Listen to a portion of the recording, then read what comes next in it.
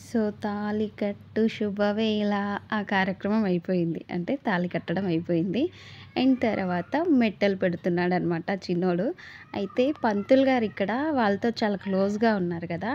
So, మన ఊరి బాపనే అయితే మనకు దాదాపుగా తెలిసి ఉంటుంది.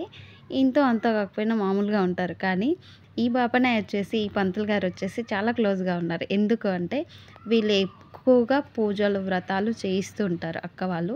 బావ శివమాల వేస్తాడు. చిన్నోడొచ్చేసి అయ్యప్ప మాల ఏస్తాడు.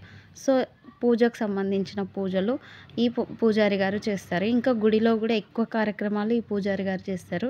సో, బావ గుడికి కొంచెం దగ్గరగా ఉంటాడు. అంటే గుడిలో ఏ ఈవెంట్ జరిగినా బావ కొంచెం ముందుంటాడనమాట. ఆ విధంగా పూజారి గారు వీళ్ళకి క్లోజ్ అనమాట. సో, మెట్టెలు పెడుతున్నప్పుడు ఇద్దరు చూసుకోండి అని కామెడీ చేస్తున్నాడు. అండ్ ఇప్పుడు బియ్యం తలంబ్రాలు పోసుకుంటున్నారు. నువ్వా నేనా అని పోటీ మీద పోసుకుంటున్నారు కదా! చాలా బావుంది ముచ్చటగా. చాలా చాలా పెళ్ళిలో నేను ఎంజాయ్ చేసినంతగా మేబీ ఎవరు ఎంజాయ్ చేయలేకపోయుంటారు. ప్రతి సిట్యుయేషన్‌ని నేను ఆస్వాదించాను. ఇది మళ్ళీ మళ్ళీ చెప్తున్నా అనమాట. సో, మీకు గినక మా పెళ్లి వీడియోస్ నచ్చినట్టయితే సో, ప్లీజ్ సబ్స్క్రైబ్ చేసుకోండి. మా చిన్నోడు ఏకంగా అందరూ చేసినట్టుగా వాడు చేస్తున్నాడు.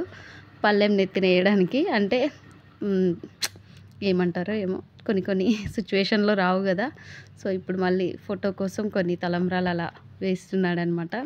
సో, ప్లీజ్ అండి ప్లీజ్ మీరు లైక్ చేసుకోండి, కామెంట్ చేయండి, సబ్స్క్రైబ్ చేయండి, షేర్ చేయండి. సో, పాపనయ్య నాకు భలే నవ్వొచ్చింది. నేను వెనకాలనే ఉన్నాను పూజారి గారి వెనకాలనే గానీ భలే నవ్వుకున్నాను నేను. ఏంటి పూజారి గారు కామెడీగా అనిపిచ్చింది. సో, ఉండాలి. అలా గూడా ఉండాలి. కానీ కొందరు చాలా స్ట్రిక్ట్‌గా ఉంటారనమాట. ఇప్పుడు ట్రెండ్ మారిందిలే. చాలా ట్రెండ్ మారింది గదా! సో, చాలామంది అతిథులు చాలా బాగా రెడీ అయ్యొచ్చారు. So, please subscribe. Thank you.